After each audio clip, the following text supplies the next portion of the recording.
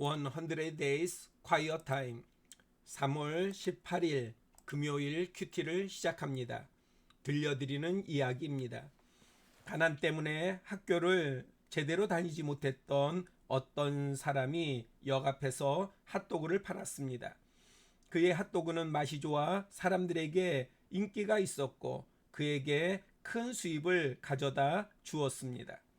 돈을 벌기 시작한 그는 배우지 못한 한을 자녀들에게 물려주지 않기를 원했습니다. 그래서 자녀들을 도시의 큰 대학에 보냈습니다. 세상이 어떻게 돌아가는지 그는 관심이 없었습니다. 그의 관심사는 오로지 핫도그를 많이 팔아서 자신의 자녀들이 도시의 큰 대학에서 잘 공부하는 것이었습니다. 그러던 어느 날 대학에 다니는 자녀들이 오랜만에 집으로 돌아와 아버지에게 이런 말을 했습니다. 아버지, 앞으로 경기가 곤두박질 칠 거예요. 아버지의 핫도그 장사는 망할 겁니다. 이런 이야기를 들은 아버지는 똑똑한 자녀들이 하는 이야기에 믿고 핫도그 만드는 기계를 팔고 장사를 멈추었습니다. 얼마 지나지 않아 그의 은행 잔고는 점점 줄어들었습니다. 그는 줄어드는 은행 잔고를 보면서 자녀들의 말이 맞구나. 경기가 정말 나빠지는구나 하며 체념하며 살아갔습니다. 날씨는 풍작을 거두는데 중요한 요인입니다. 하지만 더 중요한 요인은 농부의 태도입니다. 농부가 어떤 생각을 하고 어떤 태도를 취하느냐에 따라서 결과는 달라집니다. 세상의 환경과 세상의 정보는 우리에게 큰 영향을 끼치려 합니다. 그러나 우리는 믿음의 자녀입니다. 세상을 먼저 보는 것이 아니라 살아계신 하나님을 먼저 바라봅시다. 그러면 언제든지 우리는 소망 가운데 살아갈 수 있습니다. 원포인트 단어 해설 창세기 6장 14절 방주를 나누도록 하겠습니다. 점차적으로 지어져가는 노아의 방주는 이웃들에게 경고하기 위한 선지자적 행위였지만 우선적으로 담고 있는 의미는 하나님의 보호와 구원이었습니다.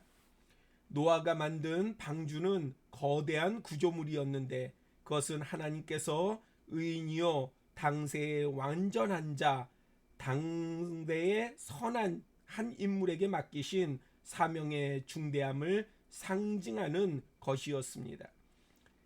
하나님께서 설계하셔서 그에 따라 만들어진 방주는 크기가 엄청날 뿐만 아니라 견고하고 세밀하게 만들어져 홍수에서 살아남은 동물들과 남은 인간들, 노아의 가족들의 안식처였습니다. 무엇보다 이 방주는 인간의 보전과 재탄생을 나타냅니다. 그것은 하나님께서 죄악된 인간에 대한 심판의 행위로 그의 창조의 역사를 한탄하여 말살하려고 보낸 홍수로 인한 죽음으로부터 생명을 보존하신 것입니다. 방주의 바깥 세상의 파괴적인 멸망과는 대조적으로 하나님께서 노아와 그와 함께한 방주에 있는 모든 들짐승과 육축을 기억하셨습니다.